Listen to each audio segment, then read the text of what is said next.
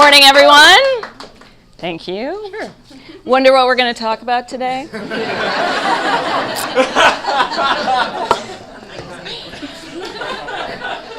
I'm very honored to be here. Before I became a mother, I imagined that breastfeeding always looked just like this. Beautiful sunny room, classical music playing in the background, birds chirping, you and your baby together in this magical breastfeeding bubble. But the reality is that breastfeeding often looks like this. And this, and yes. Breastfeeding is really freaking hard. But it's also vital to the health of our families, and it's a very normal part of day-to-day life when you're a new mother.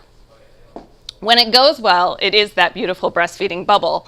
But most of the time, for many of us, it's painful, it's emotional, it's messy and leaky, it's hard to get a baby to latch, it's even harder to get up from under the baby once they do, which is incredibly inconvenient when you have to pee. You have to do it in public, often with people watching you and no place to sit down. And when you go to work or you really want to go on a date, you have to hook your breasts up to robotic pump parts like this. Want to try it? How about you, sir? It's amazing. It's really fabulous. And did I mention that you have to do it all the time? Seriously, all the time. Like every 2 hours. You're either nursing or pumping or nursing or thinking about the next time you're going to nurse and pump.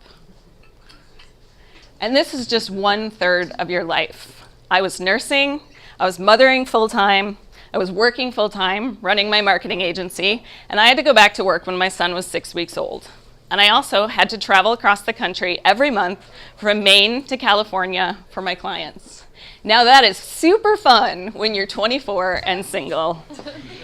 It is not super fun when you are producing milk 24 hours a day.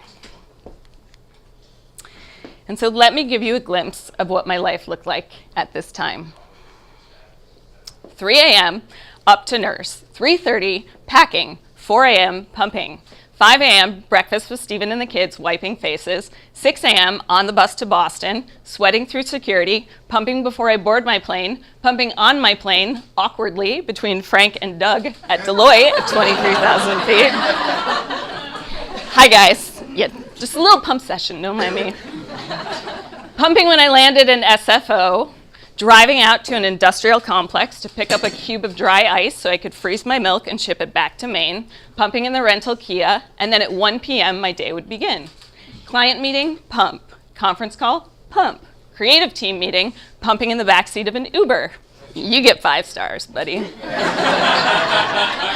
Conference call, pump in a literal broom closet, pump, latte, wash, a million pump parts, and then drive to FedEx to ship my milk, drive to the hotel to check in on work, FaceTime the kids, pump again at 10 and 1 and 4 a.m., and then wake at 5 to pump and pack and work and pump and repeat. Yeah! I was exhausted and overwhelmed, and maybe going a tiny bit insane at this point. And one night it all fell apart. I was slumped on a dirty bathroom floor in the San Francisco airport, pumping and crying, and about to board my 10th red eye in 5 months, and I had never felt so alone. And all I could ask myself was why? Why does this have to be so isolating? And why does it have to be so freaking hard? I saw beautiful breastfeeding women all around me. And whenever I connected to them, I felt better. I didn't feel so alone. I felt much more capable. And so it felt like there had to be a better way. But when I looked for it, I couldn't find it. There was nothing. Nothing online, nothing in the App Store, nothing at La Leche League. And I decided that I needed to build it, that I needed to create a tool to unite us all and to get us off the bathroom floor. A bright light in a world of bathroom stalls. Except I had absolutely no idea how to do that. None. None at all. And so what I did is I started with a sketch. Put some pen to paper. a few of the ideas in my head, somewhere between hopping between places to pump, I decided that I should call it pump spotting. And then I put together a few boxes, and because the one tool that women always had was our phone, I decided that maybe it should be an app. And then I started to sketch a few features and a few concepts. And from here, I turned it into a PowerPoint, because I'm a marketer, and that's what you do when you have an idea. You put it into slides, and you put it together. And so now it started to have a look and feel, a round font, a vibrant energy to the colors, and a tagline: Nurse, Pump, Nourish, Connect. But still, I had no idea what to do with it. I had this vision in my hands, but I needed someone to help me to expand it, to elevate it, to really turn it into a real thing. And that had to be the right person, but I didn't know where to find that person. So I went to yoga. And somewhere in the middle of Warrior 2, when I should have been inhaling all that inner peace, I was exhaling out my idea at rapid speed to my instructor. And I said to her, Annie, I have this really cool idea for an app, but I don't know what to do with it. And what she said next changed my life. She said, funny you should say that, because I met a woman on a yoga retreat who develops apps. Let me introduce you. And what are the chances, just like that, enter Lindsay Whitmer Collins. Lindsay owned a very successful app studio, she still does, and she had the technical expertise I needed to develop the app. So we spoke on the phone. She told me she was from the Midwest, I'm from the Midwest, which meant that she was nice, and I was nice. So something about her just felt right. And I shared my PowerPoint with her, and she told me I was brilliant. So naturally, I hired her. And then pump spotting grew from 1 to 2. And for the first time, I trusted my vision with someone else. And that was very scary, but a very necessary part of this journey. And I knew that Lindsay was the perfect partner a few weeks later when she nailed our logo on the very first try. And you all are creative people, so you know how hard it is to design a logo for a brand and to get it right. I've been doing in marketing for over 15 years, and I have never seen anyone get it so right so quickly. But there it was.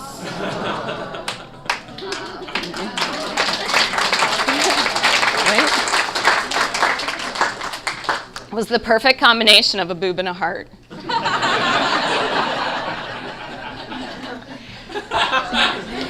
And in that moment, pump spotting was transformed.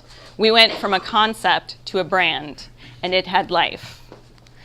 Now, pump spotting started by doing 3 things. First, it brought moms together it gave moms a community to be together so that they could hang out, boobs out. They could connect over all-night growth spurts and their growing sense of doubt. It gave us a way to share our favorite places to nurse and pump, so that if you're in the airport in Dallas and you need a mothering room, you know there's a clean one just behind the shoe shine at gate A8. And it allowed us to talk to one another and cheer each other on. So we could share a favorite nursing bra or lactation cookie recipe, or we could say the one thing a mom sometimes needs to hear most: do not quit on your hardest day. And so Lindsay and I abandoned everything you're supposed to think about when you're building an app, and we focused fully on nourishing a mother. Why did it have to say loading when you were waiting for your app to open, when instead it could say, you got this, mama? And we had ratings just like Yelp, but why did we have to use stars for the system? Why not use babies instead? So we developed a scale, 1 not so great, 3 really great. So if your local pizza joint had very surly wait staff, give it a 1, beware the stairs, 1 baby. If you were in a playground that had lots of parents, but it also happened to be in Central Park, why not rate it with 2 babies? Keep it covered. And if you were in a mothering room that had a spa and a sink and Bon Iver playing in the background, give it 3 babies. Let mamas know it's a safe place to whip it out. So feature by I did warn you. So feature by feature and wireframe by wireframe, the app came together, and we soon had a beta version. And on June 27, 2016, pump spotting went live.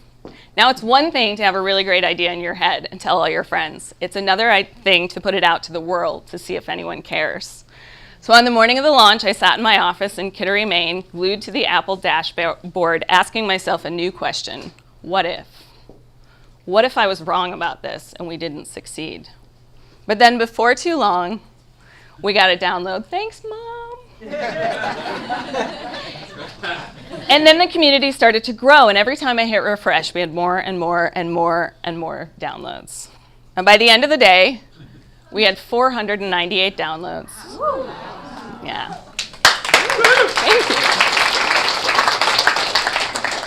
Which in pump spotting lingo is 996 boobs. It was surreal for me to see our app live on the iTunes store and to know that it was walking around on mom's phones in their hands. But what was more surreal was to see the community grow. We had gone from 0 to 1, from 1 to 2, and now 2 to 500. The vision had turned into a mission. And then something unexpected happened. The community wrote back to me. And I'd like to read just a couple letters I got in those early days. Ashley sent me an email and said, "You don't know me, but I had to thank you from the bottom of my heart. I'm only 7 months into my breastfeeding journey, and I've leaned heavily on pump spotting as a resource. I'm so grateful that something like this exists to ease my concerns." And Chelsea said, "Thank you for creating a space where a mom can find so much support. I hope you know how much it has helped me to deal with postpartum depression." And the first letter validated pump spotting, but the second one reminded me that there was still so much opportunity and need. And what touched me most about these letters is that pump spotting was no longer just about me. It was something bigger.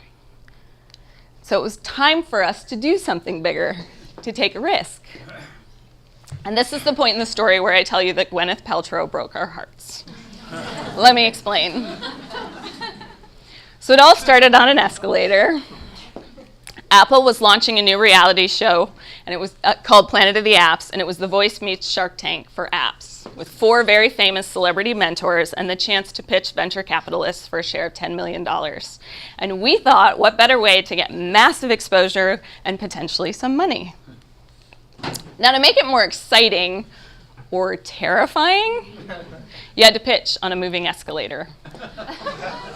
Yeah, you know those things at the airport that you usually try not to fall getting on and off of? We would have, I think it was their version of the elevator pitch, redefined.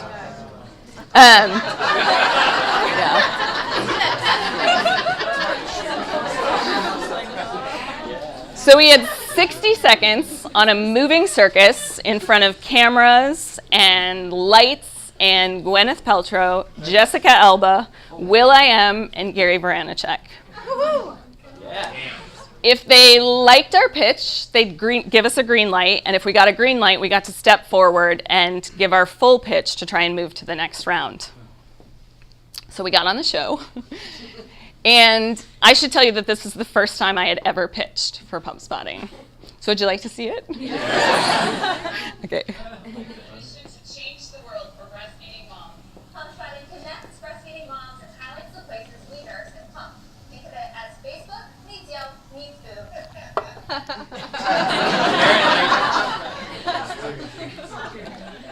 So we had a winning delivery, and we made Gary Vee laugh, and we were on a roll, and then we waited, and then the verdict came in, and we got yes, yes, yes, yes. We got 4 yeses.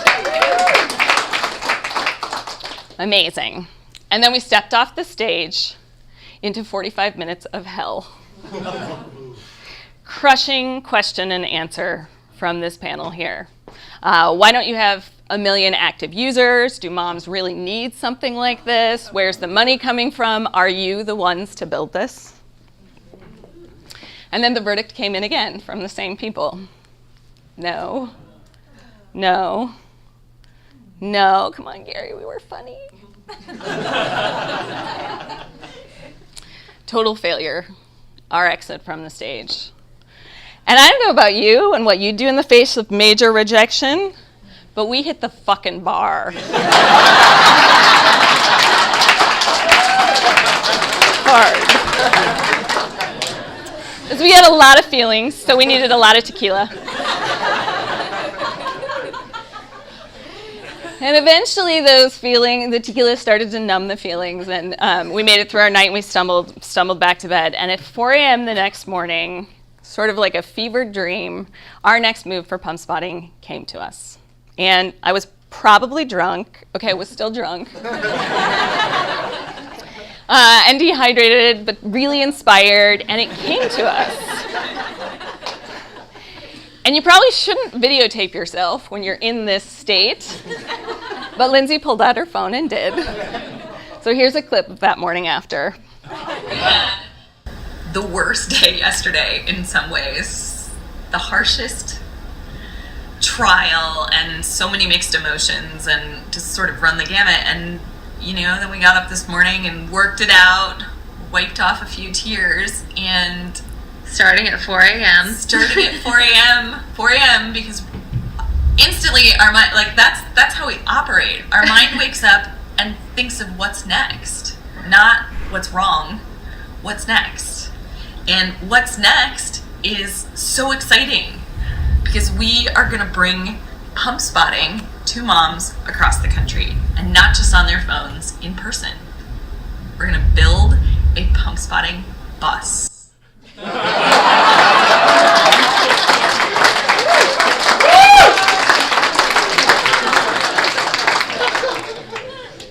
So as dejected as we were, the experience had unearthed something deeper in us. Gary had asked us when we were on that stage if we truly understood our users and their needs. And that question nagged at me. It really pulled us forward because we had lost our true north by going after this shiny gold ring. This was about mothers, and we needed to be talking to them, not Hollywood. So our next move was to put ourselves out there again, and this time in person on a moving vehicle. To serve mothers, we needed to show up for them. We needed to talk to them, we needed to sit with them, and we needed to nourish them. So I did what every hungover, mother of two, entrepreneur, fired up 40-year-old woman would do. And I bought a 23-year-old bus.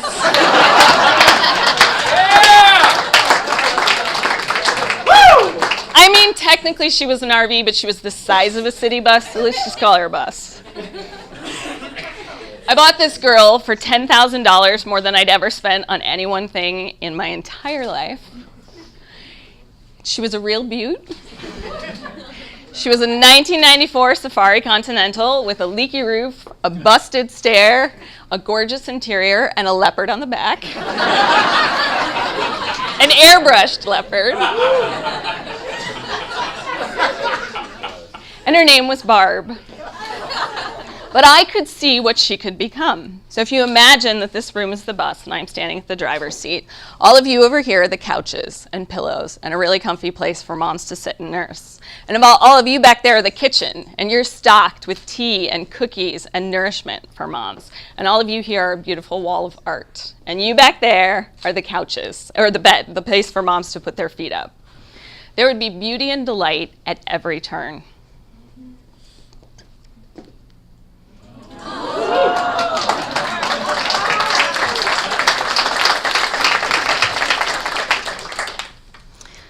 Pump Spotting 1.0 was an app. It was essentially a virtual space for moms to connect, but 2.0 would be a real space with walls and wheels for mom to come together. It would be the integration of the virtual and the physical. We would be in the cloud and on the road. And so 6 months later, Barb took up her new role as the Breast Express. She was a beacon of light and diesel fuel and gallons of coffee and boobs and a message of support. And our mission was to make breastfeeding women feel as beautiful and capable as they are. Except yet again, I had no idea what to do. Because I don't know about you, but I've never built a breastfeeding cross-country tour before. In fact, I'd never built a tour of any kind. I'd never even spent a night in an RV. But this time, we knew what to do. When in doubt, ask your community. And so we did. We asked them where to go, and they told us. We asked them where to park, and they offered their driveways. We asked them who to show up for, and they said, my sister, my wife, my lactation consultant. They even gave us $41,254 on Kickstarter for gas and food and parking permits. And every dollar was a vote of confidence in us, because we don't just serve the community, we are the community. And town by town, tweet by tweet, the tour started to come together. And on June 27th, 2018, Barb hit the road.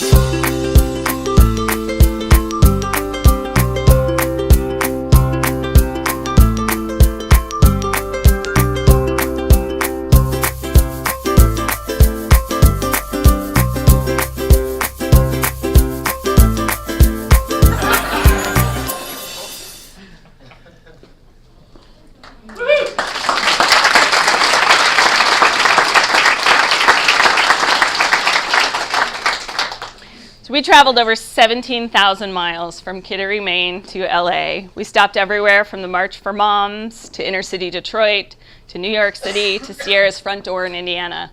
At one time, we had 25 moms nursing and pumping on Barb at the same time. We had 650 honks from the road, in case you're curious.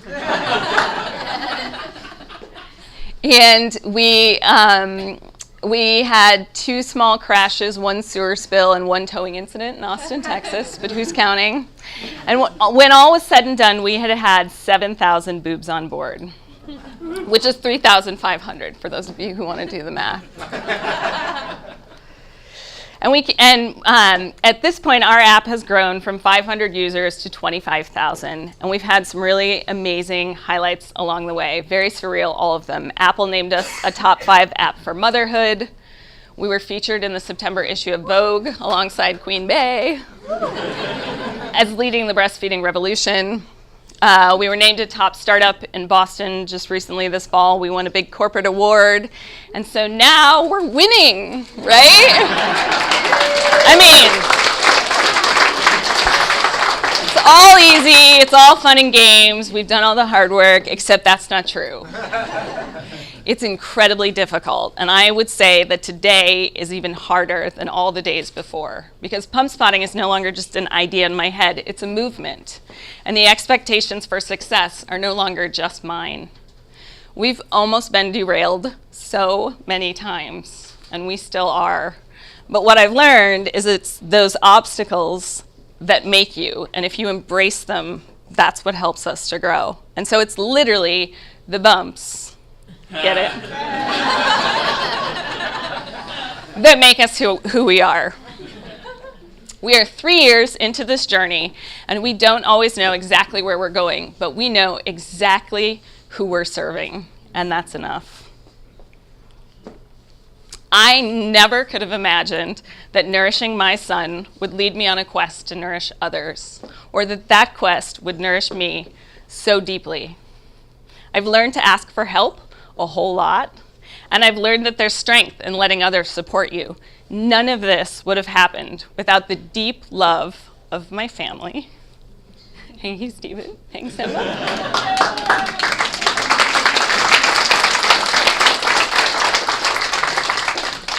Or my amazing team. Pitching on an escalator on a reality TV show is surreal. Driving a 40-foot RV in New York City is surreal. And frankly, keeping a baby alive with your body is surreal. But what's most surreal to me is that I imagined a solution and it became a living thing. And so what I want for you is this. Pay attention to what nourishes you. Tune into it and follow it fiercely, especially if it has the potential to nourish other people. Put it out there. Don't whip it out, just put it out there. And keep going. Do not quit on your hardest day. Tap into the power of community, because while your passion will be the magnet, their passion will be the momentum. And stay true to you, but let the journey shape you. It will all be revealed. And when the opportunity arises, don't hesitate. Just get on the bus. Thank you.